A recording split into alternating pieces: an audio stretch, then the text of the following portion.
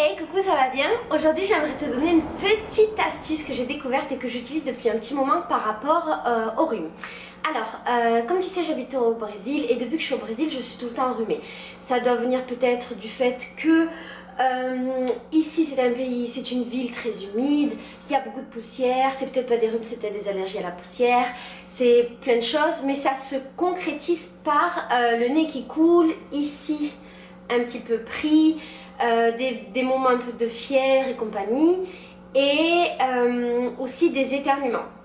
Et alors j'ai découvert quelque chose que je faisais avant mais que je fais beaucoup depuis que je suis à Rio, et je me suis rendu compte que ça permettait d'arrêter complètement le rhume au bout d'une journée grand max, et c'est ça que je voudrais partager aujourd'hui avec toi. Alors l'astuce elle est super simple et je vais t'expliquer déjà pourquoi elle marche. De ce que j'ai compris, attention je suis pas médecin, c'est de ce que j'ai compris, le rhume est un virus.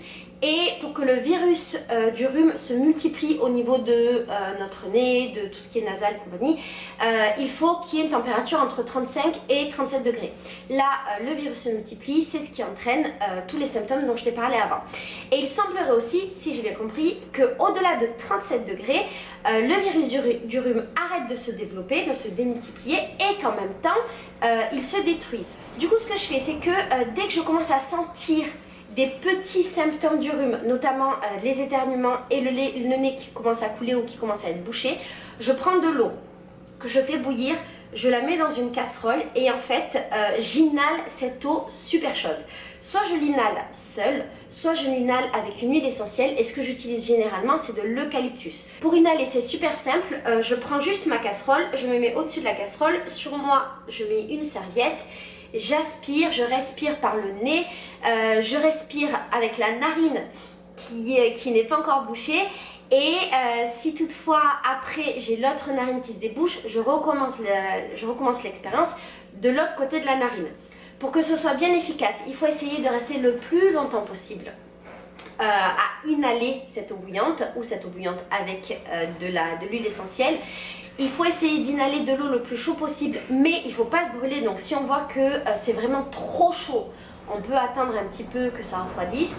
Et j'ai la sensation que pour que ce soit vraiment efficace, il faut le faire plusieurs fois dans la journée jusqu'à ce que ça aille mieux. La dernière fois que j'ai été enrhumée, je l'ai fait le matin, je l'ai fait plusieurs fois dans ma journée, je crois que je l'ai fait au moins 6 ou 7 fois. Le soir je l'ai fait avant de dormir et le lendemain matin j'avais plus rien. La fois d'avant j'ai fait ça également, et je ne l'ai pas fait au moment où j'avais les premiers symptômes du rhume, je l'ai fait peut-être 2-3 jours après, et ça a été pareil, je l'ai fait plusieurs fois dans la journée, et le lendemain matin j'avais absolument plus rien. Avant je le faisais d'une manière différente parce que j'avais un inhalateur électrique qui faisait exactement la même chose mais qui était peut-être un peu plus pratique parce que j'avais pas besoin d'une serviette, je mettais juste mon nez dans l'inhalateur, et l'inhalateur chauffait l'eau en permanence pour qu'elle reste à bonne température.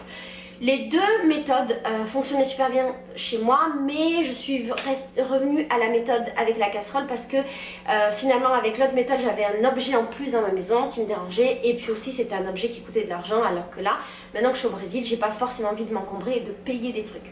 Voilà, j'espère que cette méthode va t'aider. Si jamais tu vois que les symptômes y persistent, n'hésite pas à aller voir un médecin, c'est très important. Tout ce que je te dis là, c'est basé sur mon expérience, encore une fois, moi je suis pas docteur, c'est juste des expériences que j'ai fait, des recherches que j'ai fait sur internet, ok? Je te fais des gros bisous. Si toi aussi tu as des petites astuces de grand-mère comme ça pour le rhume, n'hésite pas à les partager dans la barre de commentaires. Je te fais des gros bisous, ciao!